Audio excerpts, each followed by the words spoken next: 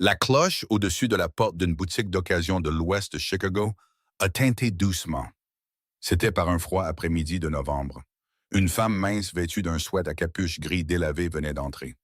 Sarah s'est approchée du comptoir, des cernes sombres sous les yeux. Elle a dit calmement qu'elle cherchait une arme de poing pour se défendre chez elle. Un des types derrière le comptoir l'a regardée de haut en bas et a souri avec mépris. Bien sûr, ma jolie. Essayez peut-être quelque chose que vous pouvez vraiment soulever. Ils ont glissé un petit pistolet bon marché vers elle, comme s'ils tendaient un jouet à un enfant. Sarah l'a pris calmement, a vérifié la glissière, a testé le poids. Puis elle a regardé au-delà d'eux, vers la vitrine en verre verrouillé derrière le comptoir. Je pourrais voir ce Glock 19. Les deux hommes ont éclaté de rire. Le plus grand a frappé le comptoir et a secoué la tête. Ma chérie, ce truc coûte plus cher que ton loyer. Son copain s'est penché en avant et a souri. Ouais, commencez peut-être par une bombe lacrymogène et progressez. Sarah n'a pas discuté. Elle n'a pas bronché. Elle n'est pas partie. La femme est juste restée là, silencieuse, immobile. Elle les regardait avec le genre de calme qui n'appartient pas à quelqu'un qui n'a jamais eu de problème.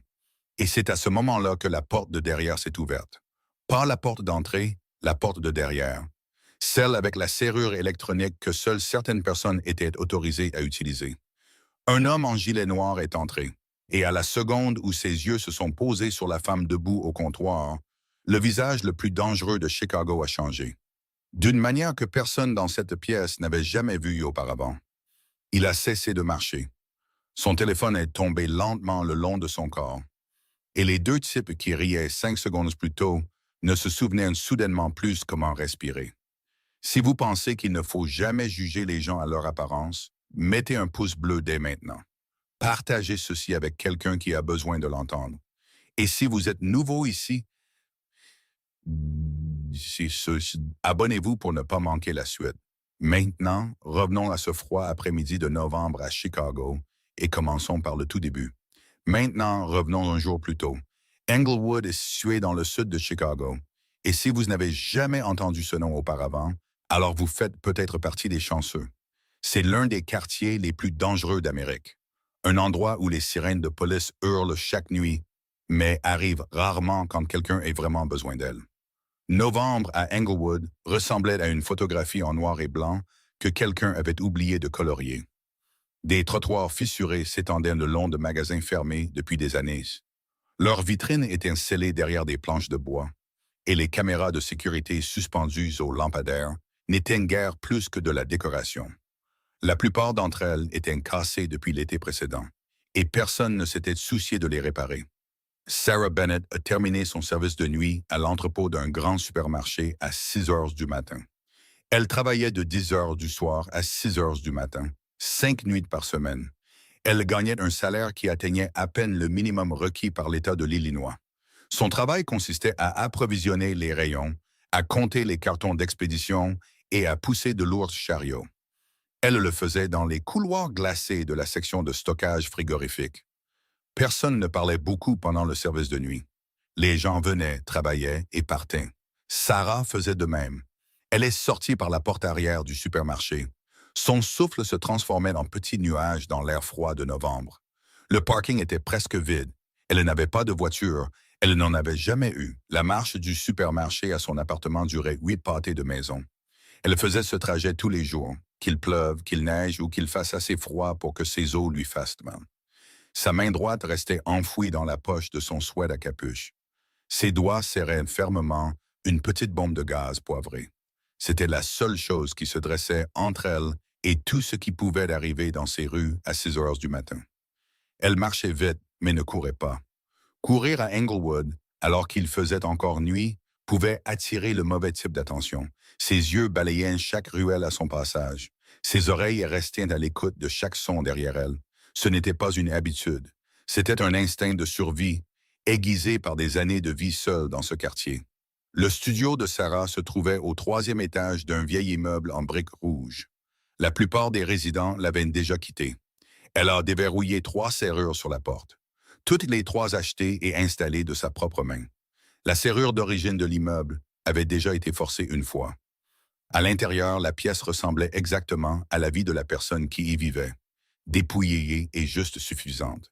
Un matelas était posé sur le sol dans un coin, sans sommière en dessous. La seule fenêtre était couverte de carton brun. La vitre s'était brisée et elle n'avait pas les moyens de la remplacer. Le petit réfrigérateur bourdonnait doucement. À l'intérieur, il était presque vide, ne contenant qu'une demi-brique de lait et quelques tranches de pain.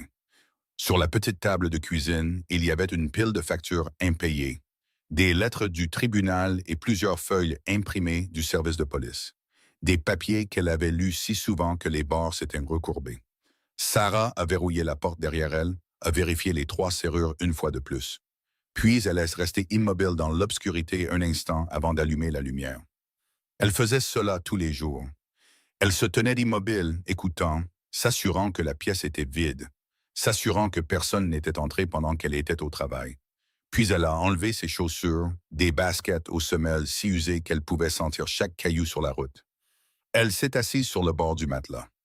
27 ans, vivant seule, sans famille, sans amis proches. Personne n'appelait pour lui demander comment elle allait. Ses parents étaient morts 11 ans plus tôt dans un vol à la supérette que sa famille possédait autrefois. Et depuis lors, Sarah s'était occupée d'elle-même, sans aucun filet de sécurité sous elle. Elle ne se plaignait pas, elle ne le disait à personne.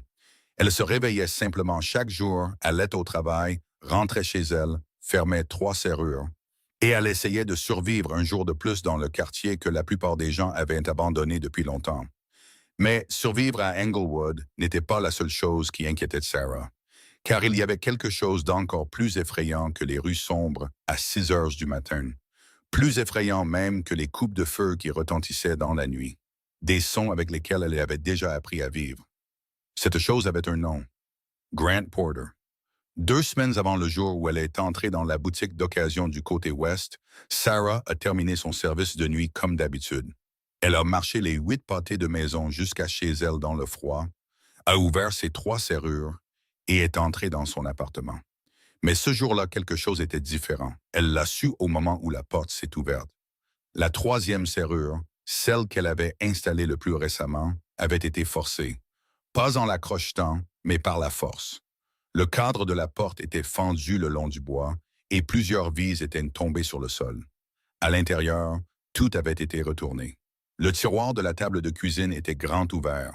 Les vêtements de l'armoire avaient été jetés sur le sol. Le matelas avait été traîné de travers sur un côté. Mais ce qui a figé Sarah, ce n'était pas le désordre. C'était le miroir de la salle de bain. Sur la surface du miroir, quelqu'un avait écrit 4 mots en rouge à lèvres. « Tu ne peux pas te cacher ». Sarah est restée à regarder ces 4 mots pendant un long moment avant que sa main n'atteigne enfin son téléphone. Elle a appelé le 911, puis elle a attendu. 47 minutes. 47 minutes assise sur le sol de son appartement saccagé, son dos contre le mur, ses yeux ne quittant jamais la porte endommagée, sa main agrippant le gaz poivré alors qu'elle ne savait pas si la personne qui avait écrit ce message était encore quelque part à proximité. Quand les 2 policiers sont finalement arrivés, ils ont rédigé un rapport. Ils ont pris quelques photos, lui ont posé quelques questions, puis sont partis. Personne n'a été arrêté. Aucune empreinte digitale n'a été relevée. L'un des 2 officiers lui a dit avant de partir qu'elle devrait envisager de déménager si elle ne se sentait pas en sécurité. Comme si déménager était la chose la plus simple au monde pour quelqu'un gagnant le salaire minimum et n'ayant nulle part où aller. Grant Porter avait 33 ans. C'était un ancien agent de sécurité dans un centre commercial du sud de la ville. Il avait été licencié pour comportement violent envers un collègue. Sarah l'avait rencontré 3 ans plus tôt par l'intermédiaire d'un ami commun. Et la relation avait duré moins d'1 an avant qu'elle ne réalise qu'elle vivait avec un homme dont elle devait avoir peur. La première fois que Grant a levé la main sur elle, c'était après une soirée où il avait trop bu. La 2e fois, c'est quand elle a dit qu'elle voulait rompre. La 3e fois, c'était de la nuit où elle est vraiment partie. Partie, emportant un seul sac à dos et ne regardant jamais en arrière. Mais Grant n'a pas accepté cela. Au cours des 2 années qui ont suivi le départ de Sarah, il n'a jamais vraiment disparu. Il se montrait sur le parking du supermarché où elle travaillait. Il se tenait de l'autre côté de la rue la nuit, fixant la fenêtre de son appartement. Il envoyait des messages depuis de nouveaux numéros de téléphone chaque fois qu'elle bloquait les anciens. Sarah l'avait signalé à la police 3 fois. 3 rapports avaient été déposés. Pas une seule fois Grant n'a été poursuivi. Elle a réussi à obtenir une ordonnance restrictive du tribunal. Le morceau de papier qu'elle gardait dans le tiroir de la table de cuisine avec la pile de factures impayées. Mais à Englewood, un morceau de papier d'un tribunal n'empêchait personne de défoncer votre porte d'entrée à 3 heures du matin. Grant le savait, et Sarah le savait aussi. Environ une semaine avant que son appartement ne soit cambriolé, Sarah a trouvé un petit objet étrange dans le sac à dos qu'elle emportait au travail tous les jours. Il était petit, rond, blanc, de la taille d'une pièce de monnaie. Au début, elle n'était pas sûre de ce que c'était. Mais après avoir cherché en ligne avec son vieux téléphone à l'écran fissuré, elle a réalisé que cela ressemblait à un AirTag, le genre d'appareil utilisé pour suivre la position de quelqu'un. Elle avait prévu de le détruire. Mais dans son épuisement, elle n'a pas réalisé que le petit appareil avait glissé à travers un trou dans le tissu. Il s'était coincé profondément dans la doublure renforcée de son sac à dos, restant actif à son insu. Mais à partir de ce moment, tout a changé. Chaque fois qu'elle sortait du supermarché, elle regardait par-dessus son épaule. Chaque fois qu'elle tournait dans la ruelle sur le chemin du retour, elle écoutait les bruits de pas derrière elle. Chaque fois qu'elle déverrouillait la porte de son appartement, elle s'arrêtait devant pendant 3 secondes, écoutant le moindre bruit à l'intérieur. Sarah ne dormait plus beaucoup. Pas à cause du travail de nuit, mais parce que chaque petit bruit dans l'immeuble la réveillait d'un sursaut. Une porte qui se ferme en bas, des pas dans l'escalier, le vent secouant le carton sur la fenêtre. Elle vivait comme ça tous les jours. Pas vivre, exister. Dans un état d'attente de quelque chose de terrible qu'elle savait arriverait tôt ou tard. Seulement, elle ne savait jamais quand. Cet après-midi-là, vers 4 heures, alors que Sarah n'avait réussi à somnoler que quelques heures après son service de nuit, on a frappé à la porte. Pas un coup fort, mais doux, régulier, patient. Le genre de coup frappé par quelqu'un qui savait déjà que la personne à l'intérieur n'ouvrirait pas tout de suite, parce qu'elle devrait d'abord vérifier. Sarah est restée immobile sur le matelas pendant quelques secondes, écoutant. Puis une voix de femme a retenti de l'autre côté de la porte. « Sarah, ouvre la porte, ma chérie. C'est Paula. Je t'ai apporté de la soupe. » Paula Webb avait 60 ans. Elle vivait au premier étage du même immeuble et était la seule personne dans la vie de Sarah qu'elle pouvait considérer comme proche. Elle n'était pas de sa famille. Elle n'était pas une amie. Elle était de la propriétaire, celle qui percevait le loyer chaque mois. Mais d'une manière ou d'une autre, au cours des 2 années où Sarah avait vécu là, elle était devenue la chose la plus proche d'un parent qui lui restait. Paula avait vécu à Englewood pendant 40 ans. Elle avait enterré son mari, élevé 3 enfants jusqu'à l'âge adulte. Puis elle les avait tous les 3 vus déménager. Et elle était toujours restée dans ce quartier parce que c'était sa maison. Et elle n'avait aucune intention de laisser qui que ce soit ou quoi que ce soit la chasser. Sarah a ouvert la porte. Paula est entrée, portant une petite casserole enveloppée dans une serviette. Elle l'a posée sur la table de la cuisine, entre la pile de factures et les papiers du tribunal. Puis elle a regardé autour de la pièce. Ses yeux se sont arrêtés sur la porte. 3 serrures. L'une d'elles était encore neuve, les vases pas encore complètement enfoncés dans le cadre déjà fissuré. Fissuré depuis la dernière fois que Grant l'avait défoncé. Paula n'a pas demandé ce qui s'était passé car elle le savait déjà. Tout l'immeuble avait entendu la police 2 semaines plus tôt. Elle s'est assise sur la seule chaise en plastique de la pièce. Elle a regardé Sarah verser la soupe dans un bol avec des mains qu'elle voyait trembler légèrement, et pas à cause du froid. Elles sont restées en silence pendant un moment. Puis Paula a parlé. Elle a parlé franchement, sans se tourner autour du pot. Comme le font les gens qui ont vécu assez longtemps à Englewood pour perdre patience avec les réconforts inutiles. « Combien de fois as-tu appelé la police ?» a demandé Paula. Sarah n'a pas levé les yeux. 3 fois, a-t-elle dit. Et ont-ils fait quelque chose, ne serait-ce qu'une fois, a de nouveau demandé Paula. Sarah n'a pas répondu, mais ce silence était une réponse suffisante. Paula a hoché la tête lentement, comme si c'était exactement ce à quoi elle s'attendait. Dans ce quartier, la police rédige des rapports après que quelque chose se soit produit. Elle a dit « Il n'empêche pas que ça se produise ». Sarah a levé les yeux pour la première fois depuis que Paula s'était assise. Paula a continué à parler. Elle a dit que son petit-fils, celui qui vivait à Bridgeport, avait acheté une arme de poing quelques années plus tôt. Il l'avait achetée dans un endroit du côté ouest, une boutique d'occasion appelée Novak Second Hand. Elle a dit que l'endroit ne demandait pas de permis de port d'armes. Il ne faisait pas attendre les gens 30 jours comme la loi de l'Illinois l'exigeait quand on achetait dans un magasin officiel. Elle a dit qu'elle n'encourageait aucune jeune femme à acheter une arme pour se protéger. Mais elle avait aussi vécu ici assez longtemps pour savoir que parfois, le choix n'était pas entre le bien et le mal, mais entre survivre et ne pas survivre. Paula a sorti un petit morceau de papier de la poche de son manteau. Il était plié en deux, écrit à la main au stylo à billet bleu. Elle l'a posé sur la table à côté du bol de soupe. C'était l'adresse et le nom de la boutique. Puis elle s'est levée, a touché légèrement l'épaule de Sarah une seule fois. Elle n'a rien dit de plus et est sortie. Le bruit de ses pas a doucement descendu l'escalier, puis a disparu. Sarah est restée seule dans la pièce silencieuse. La soupe fumait devant elle. Le morceau de papier était posé à côté. Elle a regardé le papier, puis les 3 serrures sur la porte, puis le carton scotché sur la fenêtre où la vitre s'était brisée et où elle n'avait pas eu assez d'argent pour la remplacer. Puis elle a de nouveau regardé le papier. Dehors, il commençait à faire nuit. Novembre à Chicago s'assombrit vite, et quand l'obscurité tombait, elle tombait rapidement, comme si quelqu'un avait éteint un interrupteur. Sarah a ramassé le papier, a lu l'adresse une fois, 2 fois, puis elle l'a plié et l'a glissé dans la poche de son sweat. Elle a fini le bol de soupe, a lavé le bol, a vérifié à nouveau les 3 serrures, puis elle s'est allongée sur le matelas dans le noir, les yeux ouverts. Elle fixait le plafond sans vraiment rien voir. Elle avait pris sa décision. Demain, elle irait à l'adresse sur ce morceau de papier. Et elle n'avait aucun moyen de savoir que cette décision la mènerait à une pièce à l'arrière d'une boutique d'occasion. Là, elle se retrouverait face à face avec l'homme dont elle avait sauvé la vie. Un fantôme vivant d'une nuit violente qu'elle avait passé 5 ans à essayer d'enfouir dans sa mémoire. Le lendemain, Sarah a pris le bus numéro 7 à 2 heures de l'après-midi. Elle avait le papier de Paula dans la poche de son sweat, avec 280 $ en espèces.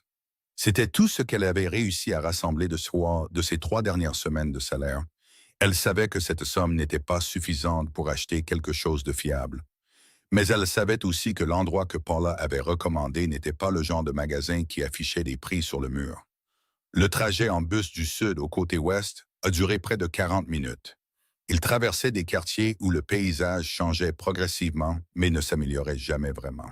Sarah était assise au dernier rang, le dos contre le siège, les yeux tournés vers la fenêtre. Mais en vérité, elle observait les reflets des personnes assises derrière elle dans la vitre. C'était une habitude. Elle est descendue au coin de Pulaski, a marché encore 2 pâtés de maison vers le sud. Puis elle s'est arrêtée devant une étroite devanture de magasin. Elle était coincée entre une laverie automatique fermée et un entrepôt abandonné. L'enseigne au-dessus de la porte indiquait Novak Second Hand, avec une peinture qui s'était depuis longtemps estompée. Derrière la vitrine se trouvait un étalage désordonné de choses que personne ne venait vraiment acheter ici. Des lampes de table couvertes de poussière, plusieurs vieilles télévisions à tubes, un service de table en argent auquel il manquait les cuillères, et une étagère en bois remplie de romans de poche jaunis. La porte s'est ouverte d'une légère poussée et la petite cloche au-dessus a sonné une fois.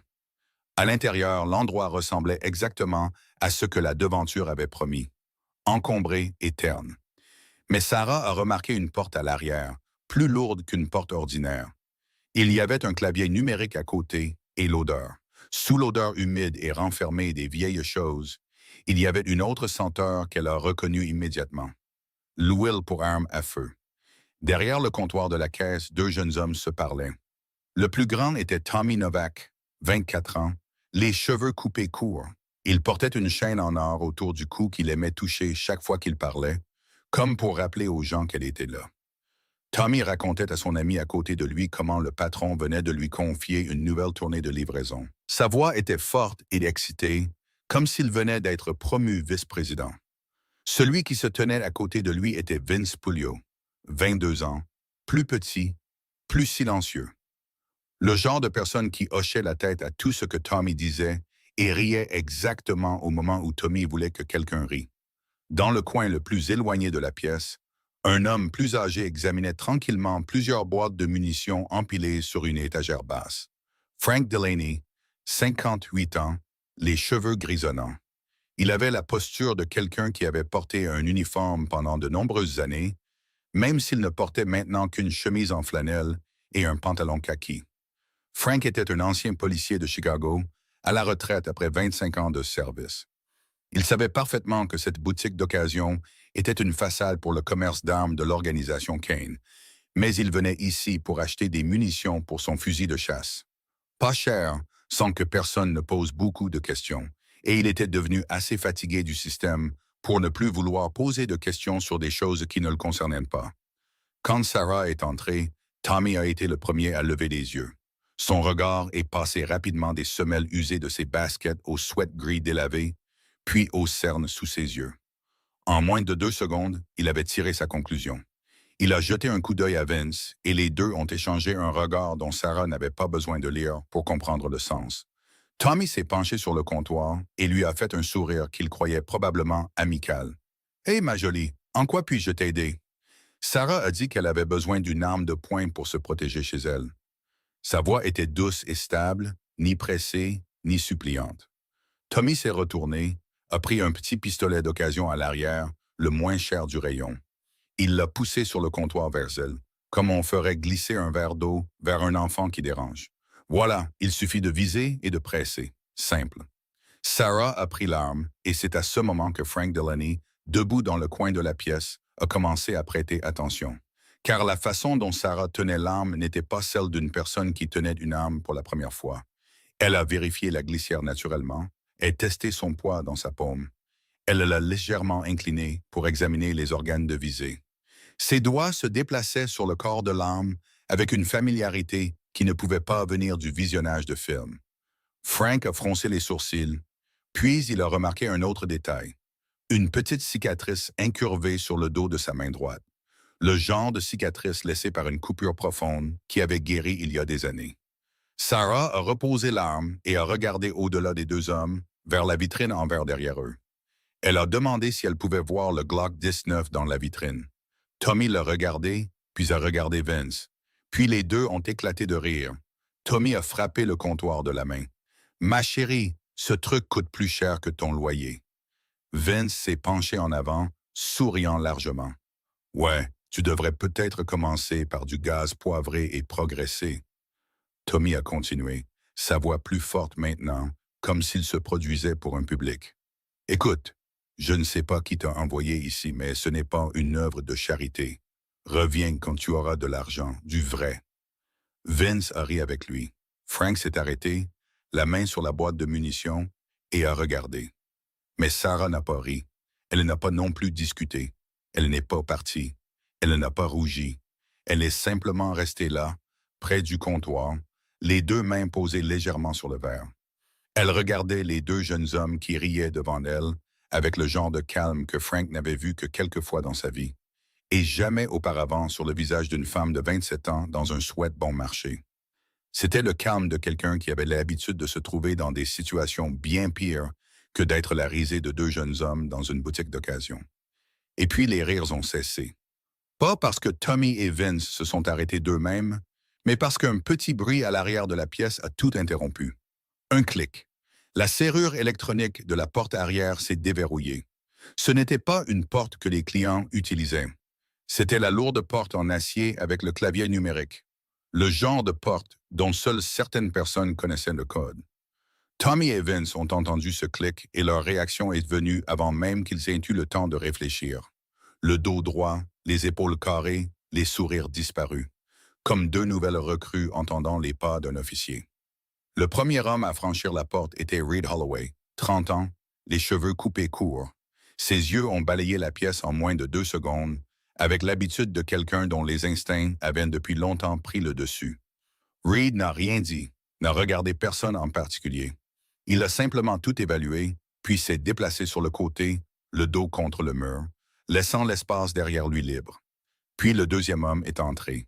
Asher Kane, 36 ans, costume noir sur chemise noire, sans cravate.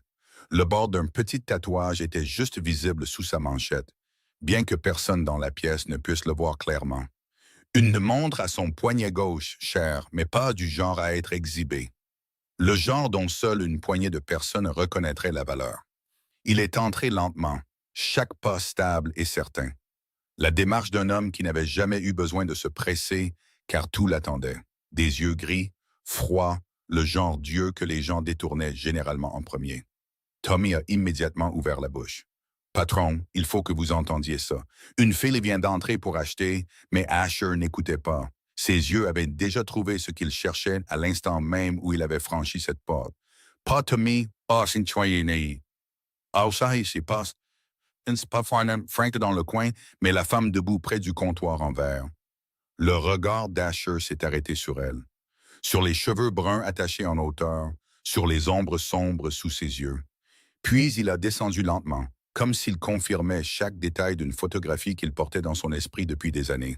Et puis ses yeux se sont arrêtés sur le dos de sa main droite, sur la cicatrice incurvée qui s'y trouvait. Le téléphone dans la main droite d'Asher s'est abaissé le long de son corps. Il n'est pas tombé. Il s'est abaissé lentement, comme si tout ce qu'il faisait un instant plus tôt n'avait plus aucune importance. Reed a remarqué le changement instantanément. En 5 ans aux côtés d'Asher, Reed avait vu le patron faire face à des armes, à des trahisons, à des négociations où un mot de travers pouvait faire exploser une pièce entière. Et jamais, pas une seule fois, ce visage n'avait changé. Mais maintenant, il changeait. Pas en une expression facile à lire. Pas la peur, pas la colère, mais quelque chose pour lequel Reed n'avait pas de mots. Comme un homme qui venait de voir la chose qu'il avait cherchée si longtemps qu'il avait presque oublié qu'il la cherchait encore. Reed a fait un demi-pas en avant. Sa main droite s'est légèrement déplacée vers l'intérieur de sa veste de costume.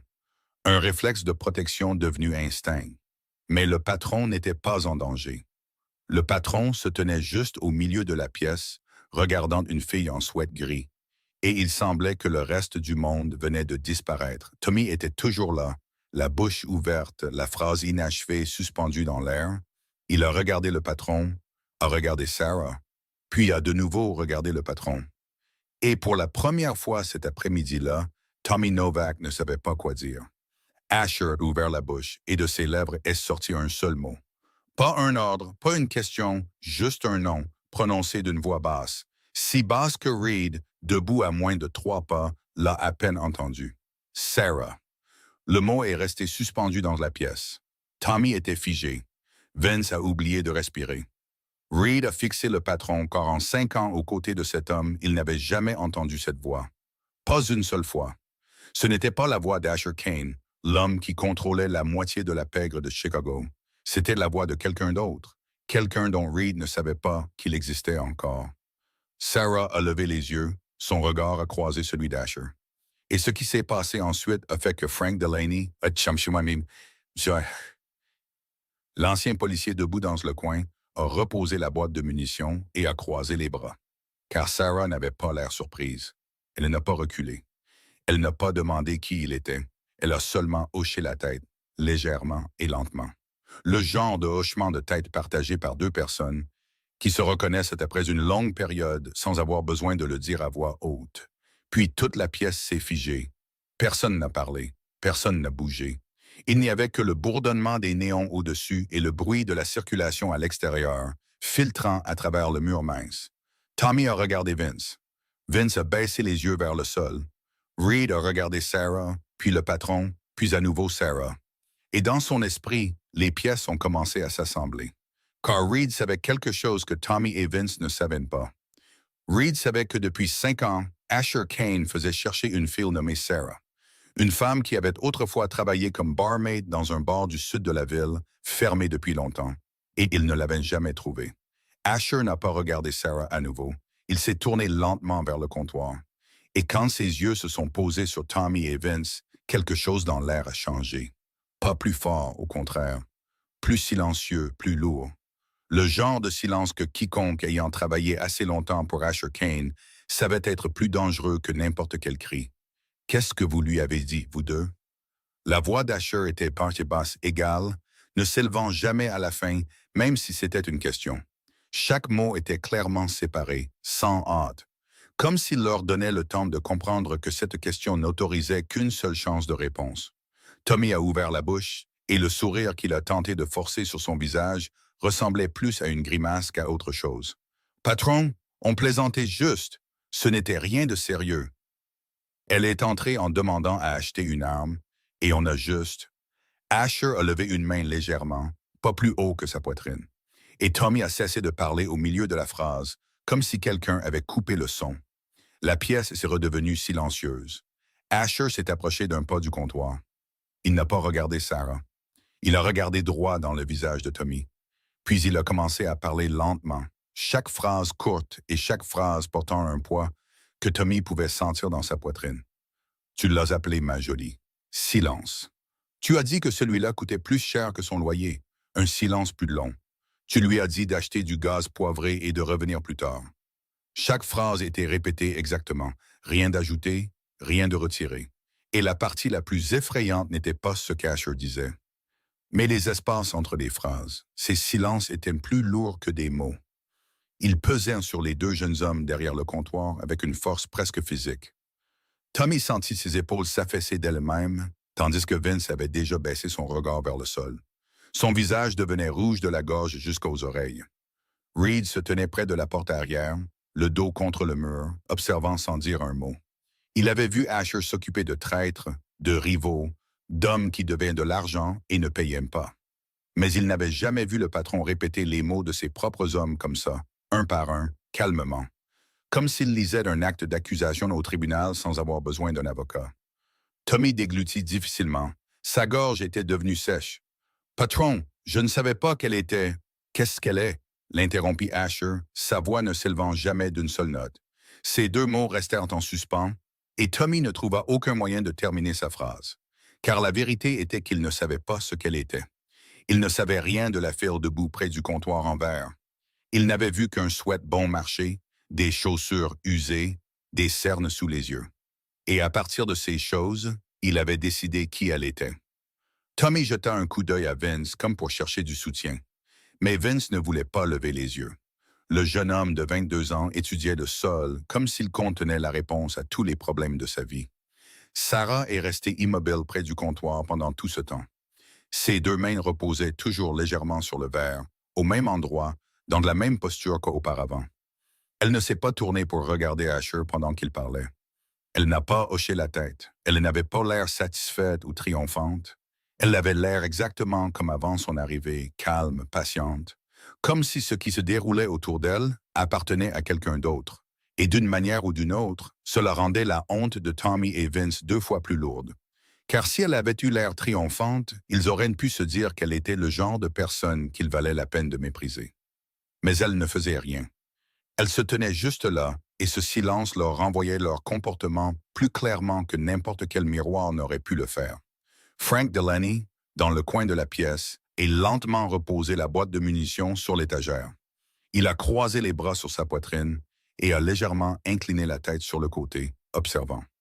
25 ans en tant que policier à Chicago lui avaient donné la capacité de lire une pièce sans que personne ne lui explique. Et en ce moment, cette pièce lui en disait beaucoup. Elle disait que les deux garçons derrière le comptoir venaient de commettre une erreur dont ils ne comprenaient pas encore toute l'ampleur. Elle disait que l'homme en costume noir n'était pas simplement en colère parce qu'ils avaient été impolis avec une cliente.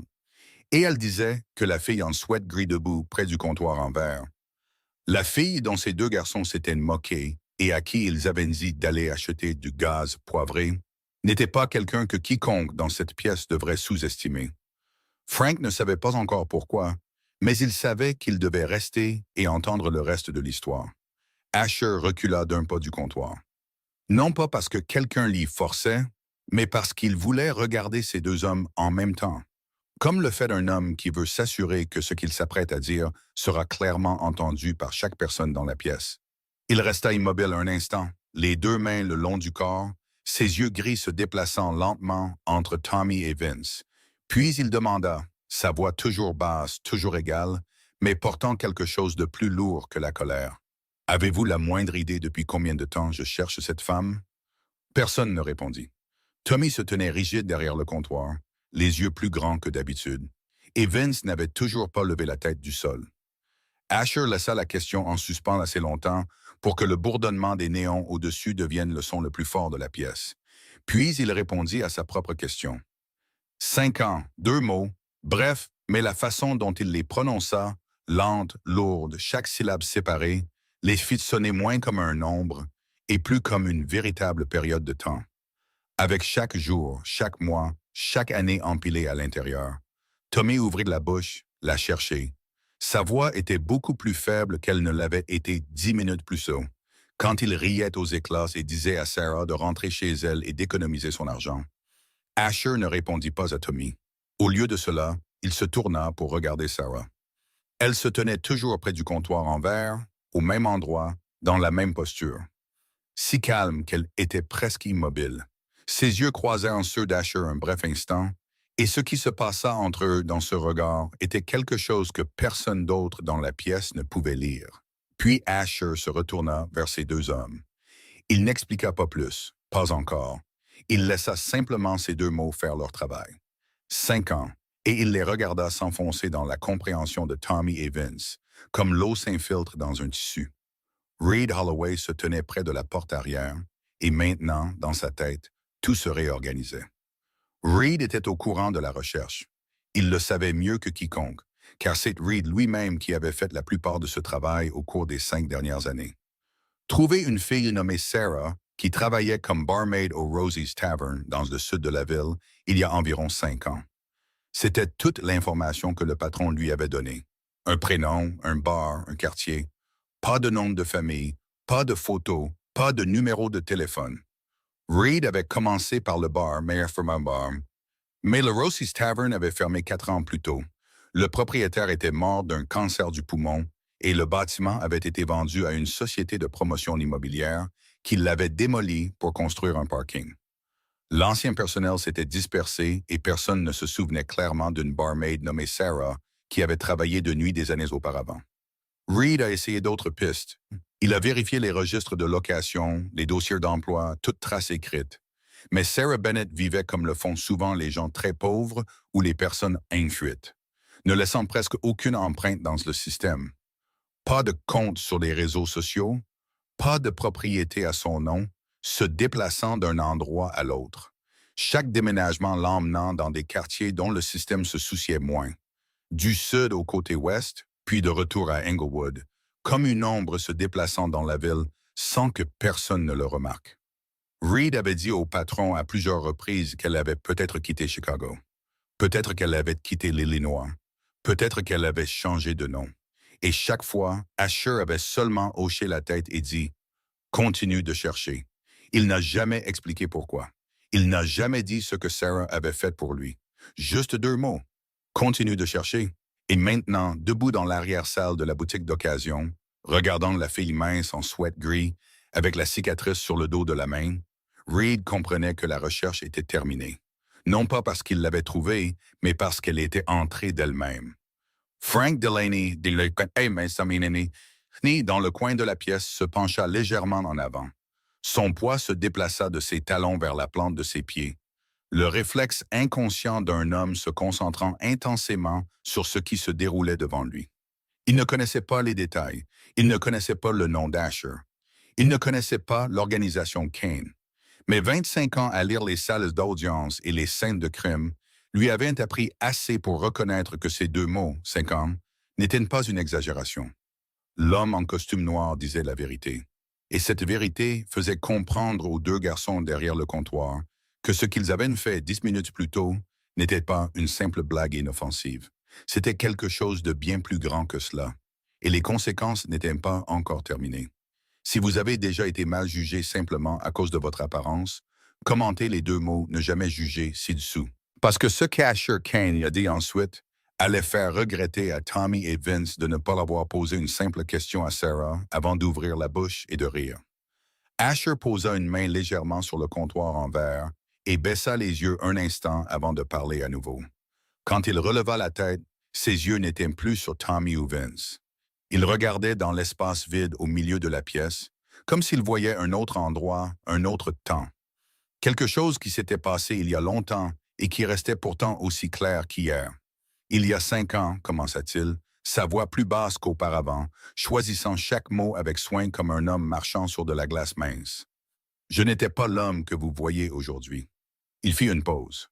Pas le patron, pas celui qui commande, Juste un homme de main de niveau intermédiaire dans une organisation que je servais depuis que j'étais plus jeune que Vince ne l'est maintenant. Tommy se tenait parfaitement immobile, n'osant pas bouger. C'était la première fois qu'il entendait le patron parler du passé. En 2 ans de travail pour l'organisation Kane, Tommy n'avait jamais entendu personne mentionner quoi que ce soit d'avant qu'Asher ne prenne le contrôle. C'était un terrain interdit. Tout le monde le savait. Personne ne posait de questions. Mais aujourd'hui, Asher ouvrait cette porte lui-même. Et la façon dont il l'ouvrait, lentement, lourdement, fit comprendre à Tommy que ce qui se cachait derrière n'était pas quelque chose de doux. Asher continua. Il dit qu'il avait découvert que l'ancien patron de l'organisation vendait des informations à l'autre camp. Des noms, des itinéraires de livraison, des emplacements d'entrepôt. Tout était échangé contre de l'argent et une fuite en toute sécurité. Quand tout s'effondrerait, il avait l'intention de le signaler aux hommes de l'organisation en qui il avait encore confiance. Mais il avait mal jugé en qui on pouvait avoir confiance. Car les hommes même en qui il croyait étaient ceux qui aidaient l'ancien patron à trahir tout le système. Il avait été découvert avant de pouvoir agir. Un soir de novembre, sous la pluie, dans le sud de la ville, il a été traîné dans la ruelle derrière une rangée d'entrepôts abandonnés par 2 hommes qu'il avait autrefois considérés comme des frères. 2 balles dans le ventre, il ne se souvenait pas de la deuxième. Il se souvenait seulement de la première, du bruit de la pluie, du sol froid, et des silhouettes de ces 2 hommes lui tournant le dos et s'éloignant sans regarder derrière eux. Abandonné par les gens en qui j'avais confiance, dit Asher, et chaque mot portait un poids différent. Tommy déglutit. Vince ne levait toujours pas les yeux, mais ses épaules s'étaient raidies. Reed se tenait immobile près de la porte, les yeux fixés droit devant, son visage illisible. Mais sa main droite se serra légèrement à son côté. Reed connaissait cette histoire. Il en connaissait chaque détail car Asher la lui avait raconté une seule fois. La nuit où Reed avait officiellement prêté allégeance. Et il comprenait que le patron la racontant à nouveau ici, devant 2 jeunes hommes et une fille en sweat gris, signifiait plus que quiconque dans la pièce ne pouvait probablement l'imaginer. Asher se tut un instant. La pièce était si silencieuse qu'on pouvait entendre le vent à l'extérieur de la fenêtre. Puis il continua. « Je suis resté dans cette ruelle, je ne sais pas combien de temps, peut-être 10 minutes, peut-être 1 heure. Quand on perd autant de sang, le temps ne signifie plus grand-chose. » Il baissa les yeux sur sa main posée sur le comptoir en verre. J'étais sûr que j'allais mourir là, dans une ruelle immonde du sud de la ville, sous la pluie, et que personne ne le saurait jamais. Puis il leva les yeux, et cette fois il regarda droit vers Tommy et Vince. Des yeux gris, froids, mais avec quelque chose derrière cette froideur. Quelque chose que Tommy n'avait jamais vu auparavant et ne savait pas nommer. Et la seule personne qui s'est arrêtée, dit Asher, dans toute cette ville, il inclina légèrement la tête vers Sarah. C'était elle. Tommy se tourna pour regarder Sarah. Ses yeux s'écarquillèrent, non pas de peur, mais avec le regard d'un homme essayant de faire coïncider l'image de la fille mince en sweat bon marché avec l'histoire que le patron venait de raconter. Ces 2 images ne correspondaient pas dans son esprit. Pas du tout. Vince leva la tête pour la première fois depuis plusieurs minutes, et il regarda aussi Sarah. Sur son visage, il y avait une expression que Frank Delaney, de son coin de la pièce, reconnut immédiatement. C'était l'expression d'un homme qui venait de réaliser qu'il avait commis une erreur irréparable. Sarah se tenait près du comptoir en verre. Elle n'a pas levé les yeux quand Asher l'a indiqué. Ses yeux sont restés baissés sur la surface en verre où les néons au-dessus se reflétaient en un flou terne. L'expression de son visage n'a pas changé. Aucune émotion, aucune fierté, aucune douleur. Elle avait l'air comme si l'histoire qu'Asher racontait appartenait à quelqu'un d'autre, dans un autre endroit très loin d'ici. Et peut-être que d'une certaine manière c'était vrai, car Sarah avait essayé il y a longtemps d'enterrer cette nuit. Frank Delaney hocha lentement la tête une seule fois. Il ne connaissait pas encore les détails. Pas tous, mais il commençait à comprendre quelque chose que Tommy et Vince mettraient plus de temps à voir. Le calme que cette fille le portait avec elle depuis le moment où elle était entrée dans la boutique n'était pas de l'indifférence. C'était le calme de quelqu'un qui s'était déjà trouvé au milieu de quelque chose de bien pire que 2 jeunes hommes se moquant d'elle dans un magasin d'occasion, et qui y avait survécu. Asher prit une lente inspiration et continua. Et maintenant, sa voix portait quelque chose que Reed reconnut comme rare. La prudence d'un homme touchant une partie de sa mémoire à laquelle il ne se permettait généralement pas de retourner. Elle m'a trouvé dans la ruelle derrière le bar où elle travaillait. À The Asher Rosie's Tavern, dans le sud. Il était environ 2 heures du matin et elle sortait des poubelles après son service de barmaid. Il fit une pause, regarda le comptoir en verre, puis continua. Mais elle n'a pas appelé le 911. Dans le sud, à 2 heures du matin, avec un inconnu gisant dans une mare de sang dans une ruelle. Appeler la police signifiait des questions, des ennuis. Cela signifiait qu'elle-même pourrait se retrouver en danger. Tommy se tenait là, écoutant. Et pour la première fois cet après-midi-là, il ne pensait pas à lui-même. Il essayait d'imaginer une fille de 22 ans, seule au milieu de la nuit, traînant un homme blessé hors d'une ruelle sombre. Elle m'a tiré par la porte arrière et dans le bar, dit Asher, et c'est là que le verre brisé sur le sol lui a coupé la main. Il n'a pas regardé Sarah, mais tout le monde dans la pièce a automatiquement regardé le dos de sa main droite, là où la cicatrice incurvée reposait en silence, comme un témoin muet qui avait gardé le secret pendant 5 ans. Sarah n'a pas baissé les yeux sur sa main. Elle laisse rester immobile. Asher continua. Il a dit que Sarah avait suivi un cours de secourisme de base dans un collège communautaire. Mais elle avait abandonné parce qu'elle ne pouvait pas se permettre de payer des frais de scolarité pour continuer. Mais ce qu'elle avait appris en ces quelques mois avait été suffisant. Elle savait comment arrêter une hémorragie. Elle savait comment empêcher une victime de tomber en état de choc. Elle a utilisé les nappes du bar pour faire pression sur la blessure. Elle a appelé une amie infirmière dans un autre état à près de 3 heures du matin, et cette amie l'a guidée par téléphone sur la façon de faire des pointes de suture temporaires avec une aiguille et du fil ordinaire, en l'absence d'outils médicaux. Vince grimaça en entendant ce détail, et Tommy déglutit difficilement. Reed se tenait toujours immobile près de la porte, mais ses yeux s'étaient tournés vers Sarah. Et sur son visage illisible, il y avait un petit changement que seul quelqu'un de très observateur aurait pu remarquer. Le coin de sa bouche se resserra légèrement. Le regard d'un homme entendant quelque chose qu'il respectait vraiment. Asher continua de parler. Il a dit que Sarah changeait ses bandages toutes les 4 heures, régulièrement, jour et nuit. Elle lui donnait du Tylenol quand il n'y avait rien de plus fort. La première nuit, quand sa fièvre était élevée, elle s'est assise sur une chaise en plastique à côté de l'endroit où il gisait dans la réserve derrière le bar. Elle a utilisé un chiffon humide pour lui essuyer le front toute la nuit. Une parfaite inconnue. Ne connaissant pas son nom, ne sachant pas ce qu'il faisait, ne sachant pas qui l'avait abattu, et ne posant aucune question. Puis Asher leur a parlé de la deuxième nuit. Sa voix baissa d'un ton, et Tommy sentit les poils de sa nuque se hérisser. La deuxième nuit, dit Asher, 2 hommes sont entrés dans le bar. Ils n'étaient pas là pour boire. Ils avaient été envoyés pour confirmer qu'il était mort, ou s'il ne l'était pas, pour finir le travail. Ils ont demandé à la barmaid derrière le comptoir si elle avait vu quelqu'un de blessé dans le coin. Asher s'arrêta. La pièce retint son souffle. Et elle, dit lentement Asher, a pris le fusil de chasse que le bar gardait sous le comptoir en cas de vol. Elle s'est tenue devant la porte de la réserve où j'étais allongé. Elle a regardé ces 2 hommes droit dans les yeux et a dit une seule phrase. « Il n'y a personne ici. » Tommy inspira, mais oublia d'expirer. Vince leva la tête et pour la première fois regarda directement Sarah.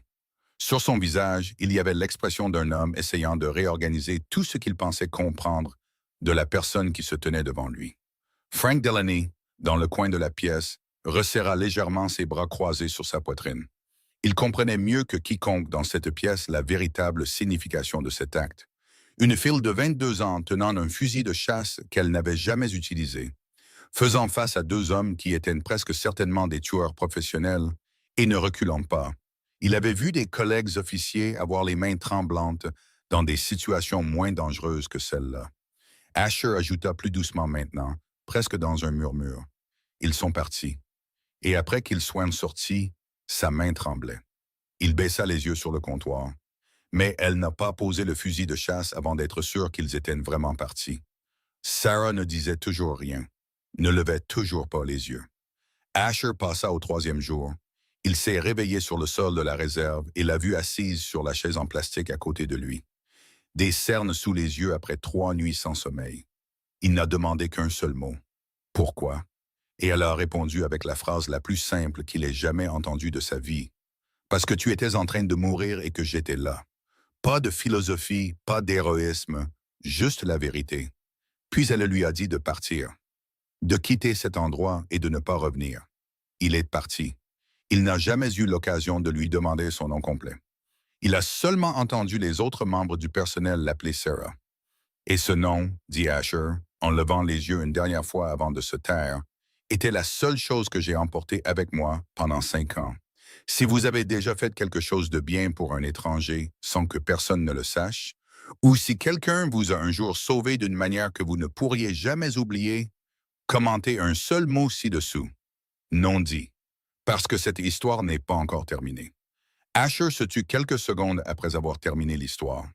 Puis il se tourna lentement vers la vitrine d'armes derrière le comptoir, où les pistolets reposaient dans la vitrine en verre sous les néons. Ses yeux s'arrêtèrent sur le Glock 19, l'arme même que Sarah avait demandé à voir et pour laquelle Tommy s'était moqué d'elle d'avoir osé demander. Asher ne toucha pas la vitrine. Il regarda seulement cette arme, puis se tourna vers Tommy. Le Glock que tu ne voulais pas la laisser tenir, dit-il, sa voix calme, mais chaque mot tranchant nettement dans l'air. Tommy suivit la direction du regard du patron, puis regarda l'arme dans la vitrine. Le sentiment dans sa poitrine à ce moment-là était comme une main se resserrant lentement autour de lui. Asher fit une pause d'exactement un temps, puis il continua. La nuit où ces 2 hommes sont entrés dans le bar pour me chercher, elle se tenait derrière la porte verrouillée de la réserve. Elle tenait un fusil de chasse qu'elle n'avait jamais utilisé de sa vie. Il regarda Tommy, et elle n'a pas bougé jusqu'à ce qu'il parte. Tommy ne regardait plus le patron.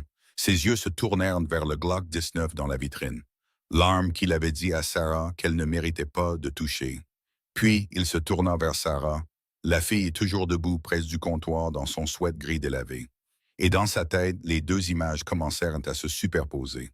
L'image de la fille mince dont il s'était moqué 15 minutes plus tôt, et l'image d'une fille de 22 ans debout devant la porte de la réserve avec un fusil de chasse, dans la nuit noire, seule, faisant face à 2 hommes devant lesquels même les durs de l'organisation se seraient écartés.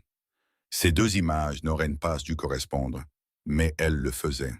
Et c'est le fait même qu'elles correspondaient qui donnait à Tommy l'impression que le sol sous ses pieds n'était plus stable. Vince se tenait à côté de lui et déglutit. Le son était assez fort pour que Frank l'entende depuis le coin de la pièce. Le jeune homme de 22 ans n'avait pas prononcé un seul mot depuis qu'Asher avait commencé à raconter l'histoire. Et ce silence portait maintenant son propre poids. Vince regarda Sarah et sur son visage, il y avait quelque chose de proche de la honte pure. Le genre de honte qui vient sans excuse. Frank Delaney, dans le coin de la pièce, expira lentement par le nez. En 25 ans comme policier à Chicago, il avait rencontré de nombreux types de personnes. Il avait vu des tueurs plus calmes que leurs victimes. Il avait vu des soldats rentrer de la guerre et ne jamais parler de ce qu'ils avaient fait. Et il reconnut que Sarah appartenait à cette même catégorie. Non pas parce qu'elle avait tué quelqu'un, mais parce qu'elle s'était tenue à la frontière entre la vie et la mort. Elle avait fait son choix et n'avait pas fui. Il comprit plus clairement que quiconque dans la pièce que ce que Sarah avait fait cette nuit-là n'était pas du courage aveugle. C'était un choix conscient. Elle savait que ces 2 hommes étaient dangereux. Elle savait que le fusil de chasse dans ses mains était quelque chose qu'elle n'avait jamais utilisé. Et elle est quand même restée là, une barmaid de 22 ans, au milieu de la nuit, protégeant un parfait inconnu, avec une arme qu'elle ne savait charger que parce qu'elle avait vu le propriétaire du bar le faire tous les soirs avant de fermer. Frank hocha de nouveau la tête légèrement, pas pour personne, pour lui-même, confirmant quelque chose qu'il soupçonnait depuis le moment où elle avait pris l'arme bon marché sur le comptoir et l'avait vérifié avec des mains plus expertes que son apparence ne le suggérait. Reed Holloway changea de position pour la première fois depuis son entrée dans la pièce. Il roula une épaule légèrement, décollant son dos du mur. Il regarda Sarah avec des yeux complètement différents de ceux qu'il avait utilisés lorsqu'il avait balayé la pièce pour la première fois. À ce moment-là, il l'avait regardée comme il regardait une partie du décor. Une cliente ordinaire, sans importance, banale. Maintenant, il la regardait comme il regardait un égal. Pas un égal en pouvoir ou en rang, mais un égal dans les choses que Reed appréciait par-dessus tout. La loyauté sans raison et le courage sans public. Et Sarah, malgré tout ce qu'Asher avait dit, restait immobile près du comptoir en verre. Elle n'a pas hoché la tête pour confirmer. Elle n'a pas secoué la tête pour nier. Elle n'a pas ajouté un seul détail.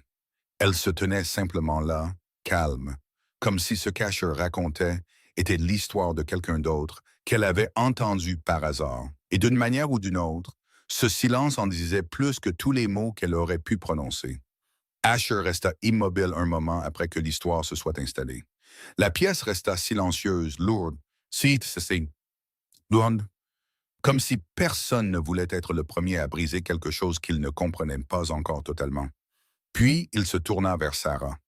Pour la première fois depuis qu'il avait commencé à raconter l'histoire, il lui parla directement, et non à son sujet.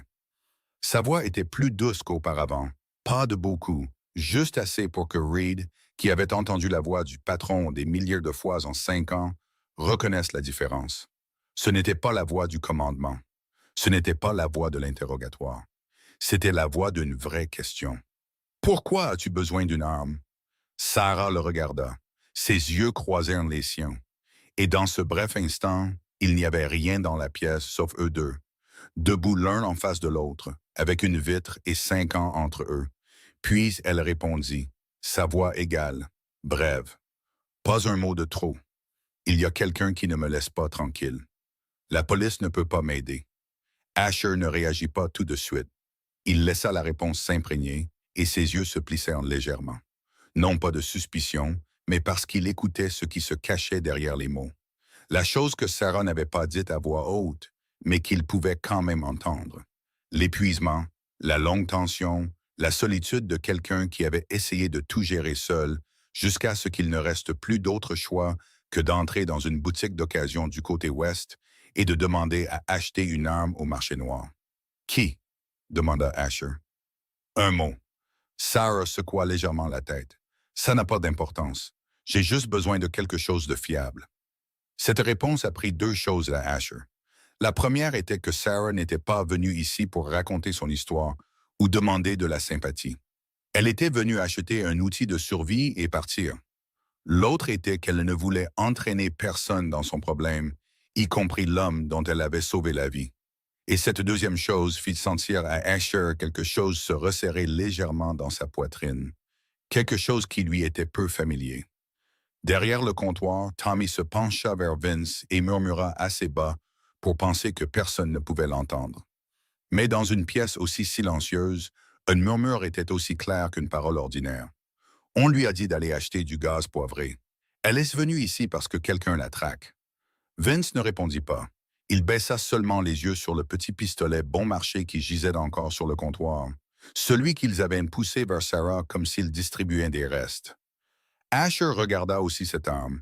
Il la regarda longuement, comme pour mesurer la distance entre ce dont Sarah avait besoin et ce que ses hommes lui avaient donné. Puis il regarda Tommy. « Tu lui as donné ça. » Ce n'était pas une question. La voix d'Asher ne s'éleva pas à la fin, mais la façon dont il appuya sur le dernier mot, en montrant l'arme bon marché sur le comptoir, fit sentir à Tommy comme s'il avait été giflé. Non pas parce que le patron était en colère contre la qualité de la marchandise, mais à cause de ce que cela signifiait. Une femme était venue ici parce que sa vie était menacée, et ce qu'il lui avait offert était la chose la moins chère du rayon, avec des rires et le conseil d'aller acheter du gaz poivré. Asher se tourna vers la vitrine, sortit une clé de la poche de son costume et la déverrouilla. Il sortit une petite boîte, la posa sur le comptoir et ouvrit le couvercle. À l'intérieur se trouvait le Glock 19. L'huile de conservation neuve brillait encore sur le corps de l'arme. Il poussa légèrement la boîte vers Sarah. Celui-ci, fiable, facile à transporter, tient bien dans ta main. Sarah regarda l'arme dans la boîte, puis Asher. Ses yeux ne changèrent pas, toujours calmes. Mais quelque chose bougea derrière ce calme. Quelque chose comme une brève lutte entre ce dont elle avait besoin et ce qu'elle s'autoriserait à accepter. « Je n'ai pas assez d'argent pour acheter ça, dit-elle. « Je n'ai pas demandé si tu avais assez d'argent, répondit Asher. Sarah le regarda une seconde de plus. Puis elle secoua la tête, légèrement mais fermement. « Je ne prends pas les choses que je n'ai pas méritées. » Asher s'arrêta, complètement, et Reed, de là où il se tenait près de la porte, vit ce moment plus clairement que quiconque dans la pièce. Car en 5 ans, Reed avait vu des centaines de personnes se tenir devant Asher Kane. Des rivaux, des subordonnés, des partenaires commerciaux, des hommes qui devaient de l'argent, des hommes demandant des faveurs. Pas un seul d'entre eux ne l'avait jamais refusé. Certains acceptaient parce qu'ils le voulaient. Certains acceptaient parce qu'ils avaient peur, mais personne ne refusait. Et d'ici, dans une boutique d'occasion du côté ouest, une fille en sweat gris avec 280 $ en poche venait de dire non à l'homme qui régnait sur la moitié de la pègre de Chicago. Non pas parce qu'elle craignait les conséquences, non pas parce qu'elle voulait négocier, mais par principe. Parce qu'elle croyait que prendre quelque chose qu'elle n'avait pas mérité n'était pas quelque chose qu'elle faisait. Asher regarda Sarah, et sur le visage que la moitié de Chicago savait ne jamais changer, quelque chose bougea. Petit, presque impossible à pas voir, était là. Mais c'est pas c'était là. Quelque chose comme une reconnaissance accordée à une personne qu'il savait déjà différente il y a 5 ans et qui venait de lui rappeler qu'elle n'avait toujours pas changé. Asher ne discuta pas de l'argent. Il laissa simplement le Glock reposer sur le comptoir entre eux, puis se tourna vers Reed. Sa voix retrouva son rythme familier, court, clair, le genre de voix que Reed avait entendu des milliers de fois et savait n'être pas une suggestion. Trouve qu'il l'a importuné. Non, adresse tout. Reed hocha la tête une seule fois et sortit son téléphone, ses doigts commençant déjà à taper avant même qu'il ne se soit complètement tourné sur le côté. Mais Sarah réagit plus vite. Non. Sa voix n'était pas forte, mais elle était assez tranchante pour que Reed s'arrête en plein mouvement et lève les yeux. Sarah regarda droit vers Asher, et pour la première fois depuis qu'il était entré dans la pièce, elle dit plus qu'une seule phrase courte. « Je suis venu ici pour acheter une arme, pas pour déclencher une guerre. » Asher la regarda. Ses yeux gris ne sillèrent pas. « Tu m'as sauvé la vie. Tu crois que je vais te laisser sortir d'ici et attendre que quelqu'un défonce ta porte d'entrée? » Sarah ne recula pas. Elle ne détourna pas le regard. Elle soutint son regard et répondit d'une voix qui était même calme, mais dure comme l'acier. « Ce que j'ai fait il y a 5 ans n'était pas une transaction. Je ne t'ai pas sauvé pour que tu me doives quelque chose. » La pièce devint silencieuse, complètement silencieuse. Tommy se tenait derrière le comptoir, regardant le patron, et réalisa quelque chose dont il n'avait jamais été témoin auparavant. Asher Kane, l'homme que Tommy avait vu regarder des patrons rivaux s'enseyer, l'homme que Tommy avait vu prendre des décisions qui affectaient la vie d'autres personnes en buvant son café du matin. Cet homme venait d'être réduit au silence par une fille en sweat gris.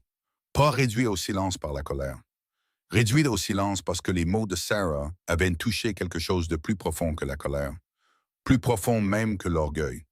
Ils avaient touché la chose qu'Asher portait en lui depuis 5 ans, mais n'avait jamais dit à voix haute. Que Sarah l'avait sauvé non pas parce qu'elle voulait quelque chose de lui, non pas parce qu'elle savait qui il était, non pas par calcul. Elle l'avait sauvé parce qu'elle était le genre de personne qui faisait ça, parce qu'elle était bonne. Et lui ne l'était pas. Il avait passé les 5 années suivantes à construire un empire sur la violence, l'argent sale et la peur. Elle avait passé ces mêmes 5 années à travailler de nuit dans un entrepôt de supermarché et à essayer de survivre un jour à la fois. Et maintenant, elle se tenait devant lui, refusant son aide, non par orgueil, mais parce qu'elle croyait vraiment que ce qu'elle avait fait ne créait aucune obligation. C'est ce qui fit taire Asher. Reed quitta la pièce et revint en moins de 3 minutes. Il s'approcha d'Asher et parla assez bas pour que seul le patron soit censé entendre. Mais dans une pièce aussi petite, bas ne signifiait pas vraiment privé. Grant Porter, 33 ans, ancien agent de sécurité, licencié pour violence. Signalé à la police 3 fois, jamais poursuivi. Ordonnance restrictive toujours active, mais il continue de la violer. Vide à 4 pâtés de maison de son appartement, et Reed fit une pause avant d'ajouter « Il y a un traceur GPS actif. On dirait qu'il a été attaché à quelque chose qu'elle transporte pour qu'il puisse suivre sa position. » Asher écouta chaque mot sans regarder Reed. Ses yeux restèrent sur Sarah, mais sa main droite, posée sur le comptoir en verre, commença à taper. Un doigt, un rythme régulier, lent. Tommy regarda ce doigt et sentit un frisson lui parcourir l'échine. En 2 ans de travail pour l'organisation, il avait vu le patron en colère, avait vu le patron froid, avait vu le patron ordonner des punitions sans élever la voix, mais il n'avait jamais vu ce doigt taper sur le comptoir. C'était nouveau, et tout ce qui était nouveau de la part d'Asher Kane n'était jamais une bonne nouvelle pour quelqu'un.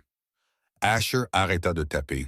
Il regarda Sarah. « Tu ne retournes pas à cet appartement ce soir. » Sarah répondit aussitôt, sans hésitation. Tu n'as pas le droit de décider ça. Et elle avait raison. Usher savait qu'elle avait raison. Dans son monde, tout se faisait par commandement. Il parlait, les autres obéissaient, personne ne demandait pourquoi, personne ne disait non. Mais Sarah n'appartenait pas à ce monde. Elle ne l'avait jamais fait. Et peut-être que c'était exactement pour ça qu'il la cherchait depuis 5 ans. Asher resta silencieux une seconde. Puis il parla à nouveau, et cette fois sa voix était différente. Pas la voix d'un ordre, pas la voix d'une suggestion, mais quelque chose qui fit que Reed, debout à quelques pas, dut l'entendre 2 fois dans sa propre tête pour s'assurer qu'il n'avait pas mal entendu. C'est vrai, je n'ai pas le droit, mais je te le demande. Ce dernier mot resta en suspens. Demande. Tommy regarda le patron, puis Reed, puis de nouveau le patron. Et sur son visage, si quelqu'un y avait prêté attention, on aurait vu l'expression d'un homme qui venait d'assister à quelque chose qu'il n'aurait jamais cru possible. Car en 2 ans, Tommy n'avait jamais entendu Asher Kane demander quoi que ce soit à qui que ce soit. Le patron ordonnait, le patron décidait, le patron ne demandait pas. Mais aujourd'hui, debout dans une boutique d'occasion du côté ouest, devant une fille que le monde entier ignorerait sans un second regard, l'homme le plus dangereux de Chicago venait d'utiliser un mot qu'il n'avait pas utilisé depuis très, très longtemps. Sarah n'avait même pas eu le temps de répondre à la question d'Asher quand la cloche au-dessus de la porte d'entrée sonna. Pas le petit tintement léger qu'elle avait fait quand Sarah était entrée. Plus fort, plus urgent, le genre de son fait par quelqu'un qui pousse la porte sans se soucier de ce qui pourrait être de l'autre côté. Tout le monde dans la pièce se tourna vers la porte en même temps. L'homme qui entra mesurait environ 1,85 m, lourd, aux épaules larges. Il portait un manteau noir ample laissé ouvert. Ses yeux étaient rouges, non pas de larmes, mais d'alcool. Sa mâchoire était serrée, ses pas légèrement décalés, mais il y avait encore de l'agressivité en eux. La démarche d'un homme qui avait bu assez pour être imprudent, mais pas assez pour tomber. Sarah le reconnut avant même qu'il n'ouvre la bouche.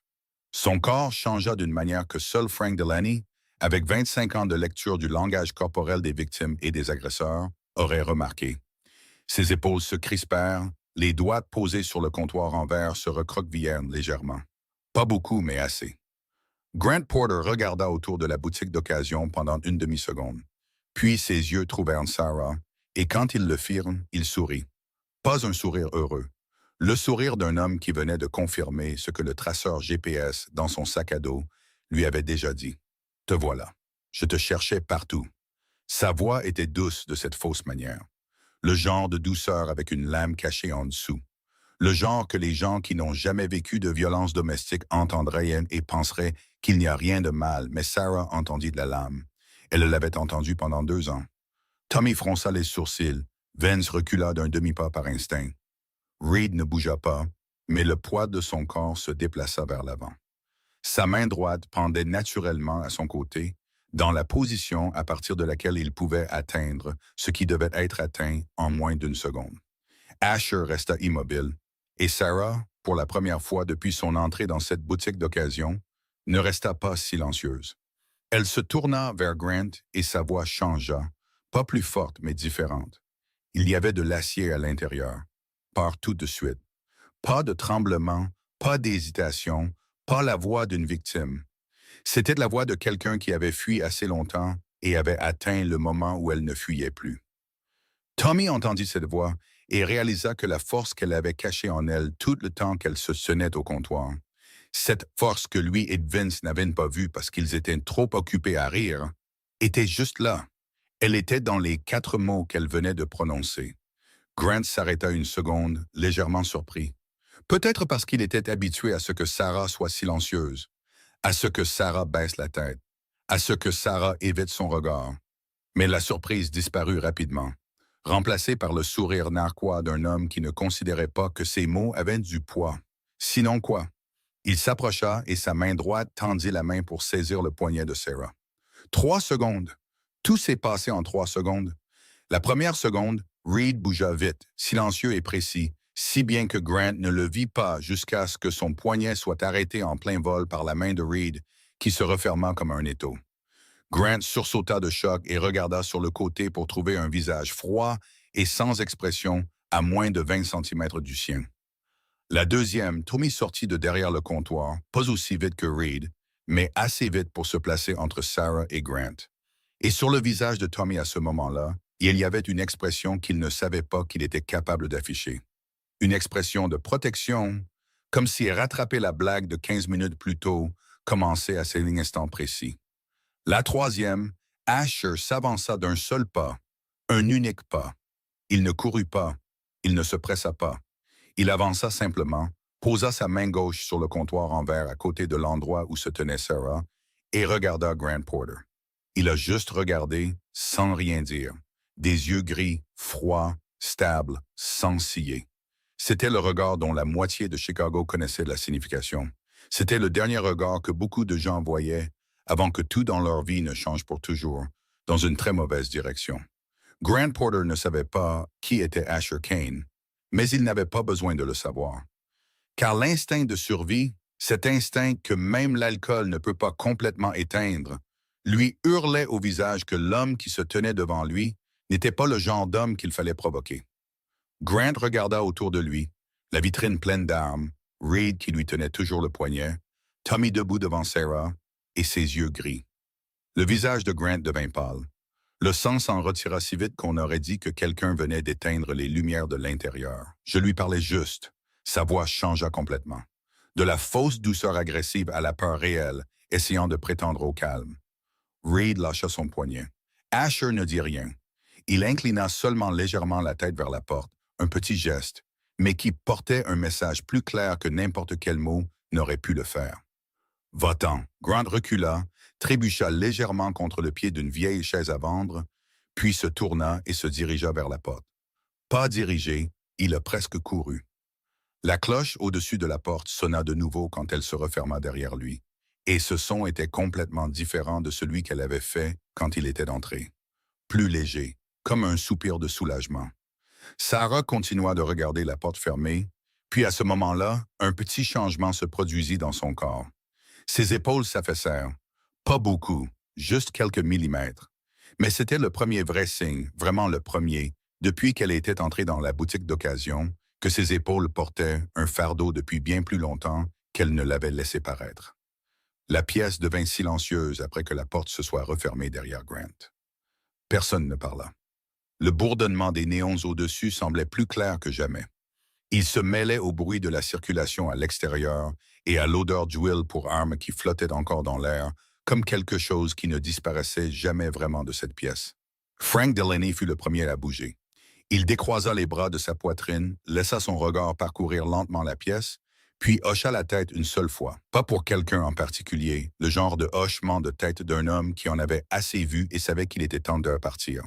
Il se dirigea vers la porte d'entrée, l'ouvrit doucement et sortit sans un mot. La cloche sonna doucement, puis se tut. Reed regarda Asher, attendant un signal. Asher hocha légèrement la tête sans même se retourner. Et Reed comprit. Il sortit par la porte d'entrée dans la direction où Grant était parti, sans se presser, mais avec un but dans chaque pas. Pour vérifier si l'homme était vraiment parti ou s'il traînait encore quelque part à proximité. Tommy et Vince se tenaient derrière le comptoir, silencieux, les mains pendantes. Ils ressemblaient à deux hommes à un enterrement qui ne savaient pas où se tenir. Personne ne leur a dit de se taire, mais tous deux comprirent que ce n'était pas le moment d'ouvrir la bouche. Et puis la pièce ne contenait plus que Sarah et Asher, debout l'un à côté de l'autre, près du comptoir en verre. Deux personnes qui s'étaient rencontrées 5 ans plus tôt dans une ruelle détrempée du sud de la ville. L'un gisant dans une mer de sang et l'autre le traînant à l'intérieur. Maintenant, ils se tenaient ici, dans une boutique d'occasion vendant des armes au marché noir, sous des néons vacillants. Et la seule chose qui les séparait était un comptoir en verre bordé d'armes. Sarah parla la première. « Tu n'avais pas à faire ça. » Sa voix était douce, dépouillée de toute émotion superflue, comme elle l'était toujours. Asher garda les yeux fixés droit devant. « Je sais. » 2 mots, pas d'explication, pas de défense, juste une reconnaissance qu'il savait qu'elle ne l'avait pas demandé. Il savait qu'elle n'en avait pas besoin, et il l'avait faite quand même. Sarah resta silencieuse quelques secondes, puis parla de nouveau.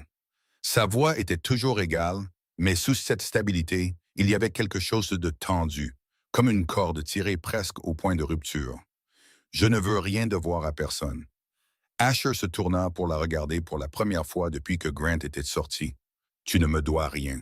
C'est moi qui te dois 5 ans. » Sarah secoua légèrement la tête, et cette fois, il y avait quelque chose de proche de la lassitude dans le mouvement. Pas une lassitude physique, mais l'épuisement de quelqu'un qui avait dit non si souvent que c'était devenu un réflexe. Cette dette n'existe pas. Je te l'ai dit cette nuit-là. Pars et ne reviens pas. Asher la regarda. Le silence s'étira assez longtemps pour que le bruit d'un bus freinant à l'extérieur se fasse entendre à travers le mur mince. Puis il parla, 3 mots, brefs et silencieux, mais portant le poids de 5 ans de recherche. 5 ans à porter un nom dans sa tête. 5 ans à savoir que quelque part dans cette ville, il y avait une personne qu'il n'avait jamais remboursée pour ce qu'il devait. Je suis revenu. Tommy entendit ces 3 mots de derrière le comptoir et sentit quelque chose changer dans la pièce.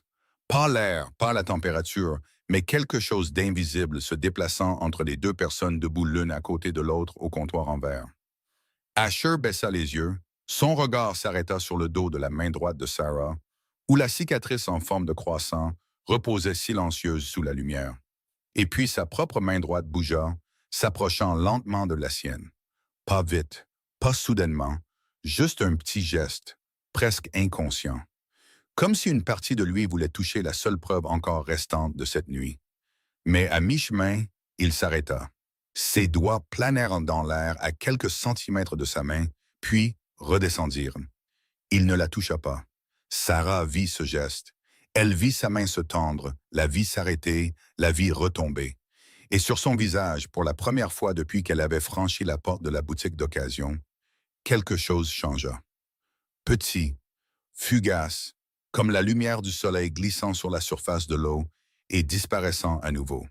Pas un sourire, pas encore, mais quelque chose qui n'était pas là avant, quelque chose qui n'était pas de la lassitude, ni un calme forcé, ni de l'endurance. Peut-être était-ce de la reconnaissance. Peut-être était-ce le plus bref des moments où elle s'est permis de croire que quelqu'un la voyait vraiment. Tommy sortit de derrière le comptoir. Il s'arrêta à quelques pas de Sarah et parla d'une voix complètement différente de tout ce qu'il avait dit cet après-midi. Plus de sourire moqueur, plus d'exagération, juste la voix d'un homme de 24 ans sentant tout le poids de l'erreur qu'il avait commise. « Madame, je suis vraiment désolé. » Vince sortit d'à côté de Tommy et hocha la tête, ses yeux n'osant toujours pas croiser directement ceux de Sarah. « On n'aurait pas dû vous parler comme ça. » Sarah les regarda tous les deux. Elle regarda Tommy, celui qui l'avait appelé ma jolie, et lui avait dit d'aller acheter du gaz poivré. Elle regarda Vince, qui avait ri à chaque blague sans réfléchir. Puis elle hocha la tête une seule fois. « Vous ne saviez pas. » 3 mots, pas de colère dans sa voix, pas d'amertume, pas de leçon, juste la vérité, calme et simple, prononcée par la voix de quelqu'un qui avait été si souvent mal jugé que cela n'avait plus assez de pouvoir pour la mettre en colère. Et cela, l'absence totale de colère, fit sentir à Tommy le poids de son erreur plus lourdement que n'importe quelle punition que le patron aurait pu lui infliger. Asher s'approcha du comptoir en verre, ferma doucement le couvercle de la boîte du Glock 19 et la poussa vers Sarah. Pas fort, pas vite. Juste assez pour que la boîte glisse sur le verre et s'arrête juste devant elle. 5 ans d'intérêt sur une dette qui n'existe pas, dit-il. Et Sarah sourit légèrement, brièvement. Si bref que si vous cligniez des yeux, vous l'auriez manqué. Mais c'était là, pour la première fois depuis qu'elle était entrée dans la boutique d'occasion. Depuis qu'elle avait marché 8 pâtés de maison dans le noir pour rentrer à l'appartement aux 3 serrures. Depuis qu'elle s'était assise sur son matelas en regardant la note de Paula et avait décidé de venir ici. Pour la première fois, ce visage assombri par des cernes sous les yeux arborait quelque chose de proche d'un sourire. Tommy le vit. Il se tenait derrière le comptoir et vit ce sourire, et cela fit se tordre quelque chose dans sa poitrine.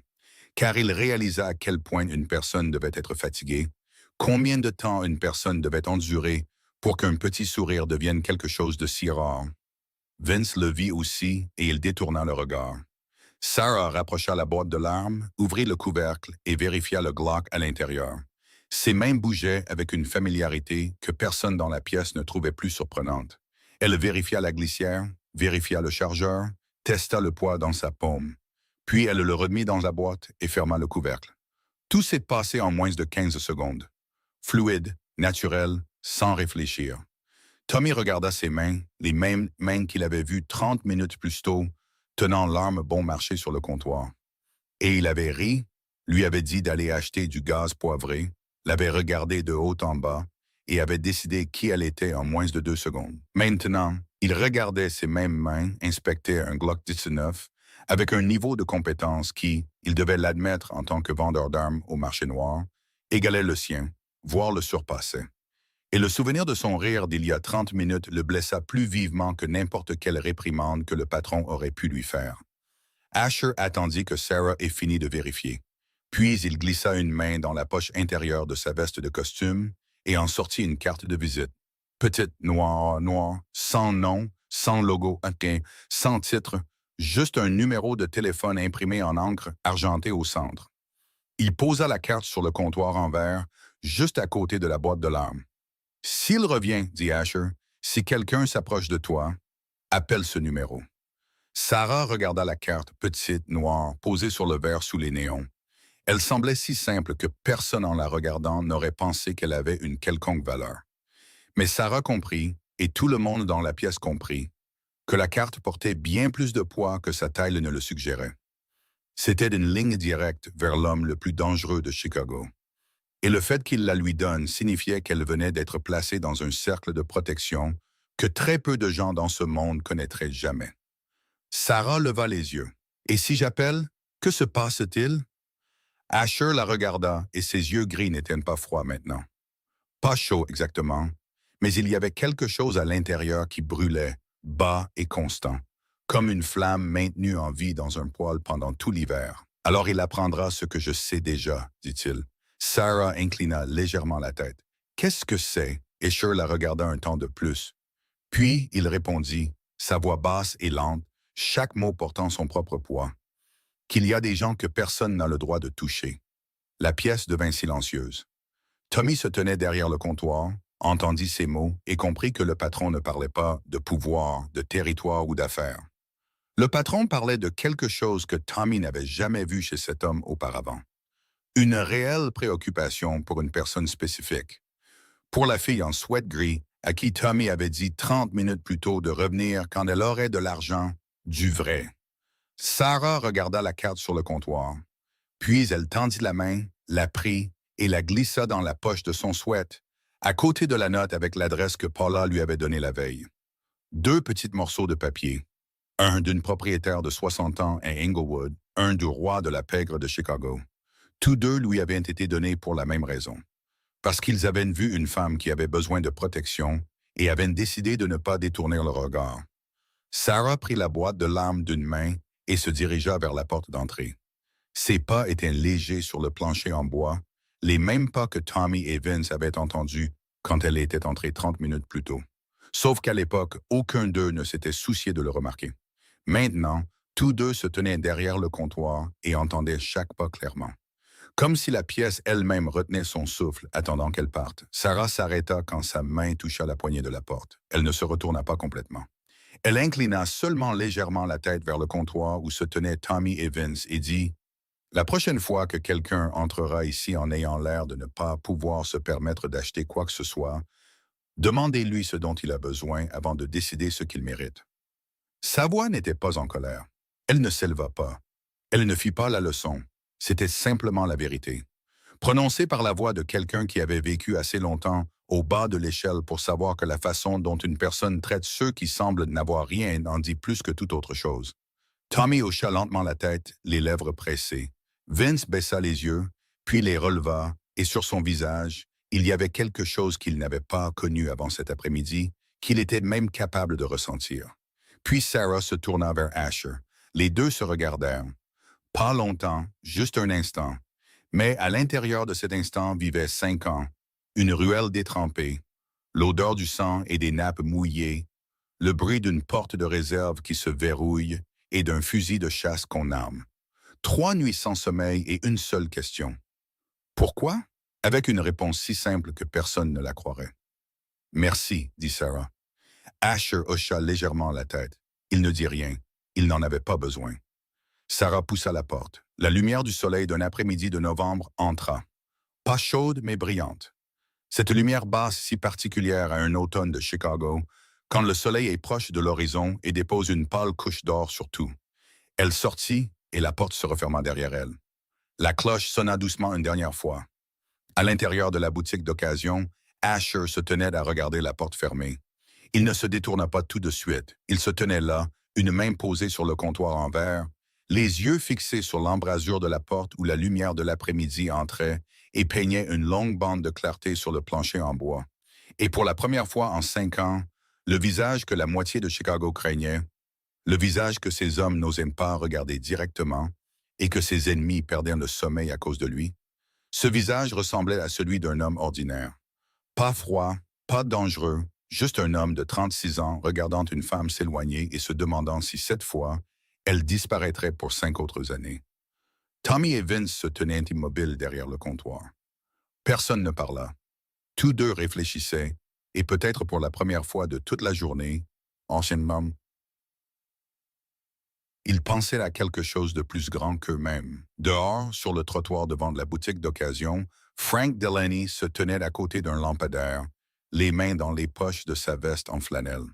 Il regarda Sarah marcher vers le bout de la rue, sa silhouette devenant plus petite dans la lumière du soir, le sweat gris se fondant dans le gris du trottoir et des murs. Il secoua légèrement la tête et sourit.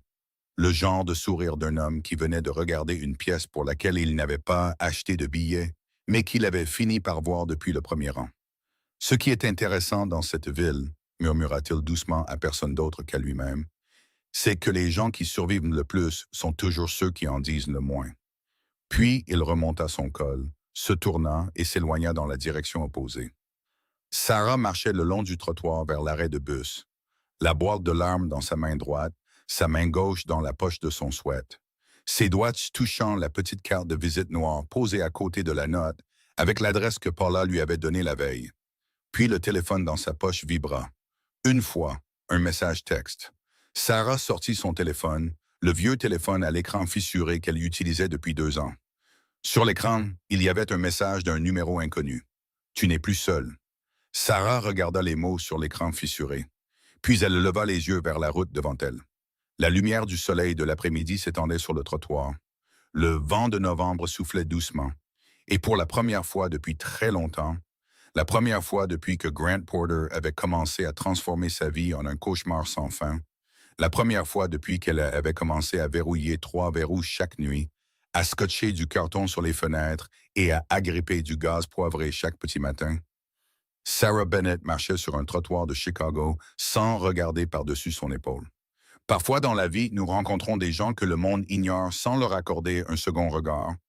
Des gens qui portent de vieux vêtements, marchent avec des chaussures usées, travaillent de nuit et rentrent chez eux dans le noir. Nous les regardons et pensons savoir qui ils sont. Mais l'histoire de Sarah nous rappelle à tous une chose très simple. On ne sait jamais ce que la personne en face de nous a vécu. On ne sait pas qui elle a sauvé. On ne sait pas combien elle a enduré. Et on ne sait pas si la plus petite gentillesse que l'on offre aujourd'hui pourrait nous revenir d'une manière que l'on n'aurait jamais pu imaginer. Peut-être 5 ans plus tard, dans un endroit où on ne s'y attendait pas. Si cette histoire vous a touché, j'adorerais savoir ce que vous en pensez. Laissez un commentaire et partagez ce que vous avez sur le cœur. Avez-vous déjà été jugé injustement par quelqu'un? Avez-vous déjà fait quelque chose de bien pour un étranger sans que personne ne le sache? Ou est-ce que quelqu'un est apparu exactement au moment où vous en aviez le plus besoin? Racontez-nous votre histoire. Et si vous souhaitez entendre plus d'histoires comme celle-ci chaque jour, veuillez vous abonner à notre chaîne, mettre un pouce bleu et partager cette vidéo avec les personnes que vous aimez.